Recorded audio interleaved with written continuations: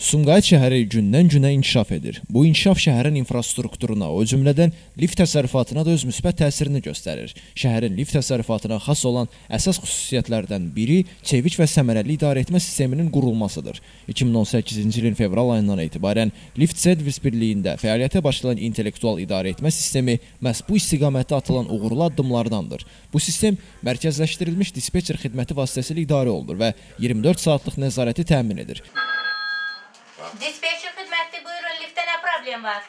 Millət vəkili Elnarə Akimova Lift Servis Birliyində yaradılan şəraitlə yerində tanış olub. O, burada görülən işləri yüksək qiymətləndirərək bildirib ki, bu cür layihələr Sumqayıtda əhalinin rifahının daha da yaxşılaşdırılmasına xidmət edir. Elnarə Akimova bildirib ki, Sumqayıt bu gün dinamik inkişaf edən şəhərlər sırasındadır. Bu inkişaf təkcə iqtisadi və sosial sahələrdə deyil, həm də texnoloji yeniliklərə əsaslanan idarəetmə sistemlərində özünü göstərir. Lift Servis Birliyində tətbiq olunan intellektual idarəetmə sistemi müasir dövrün tələblərinə cavab verən bir modeldir.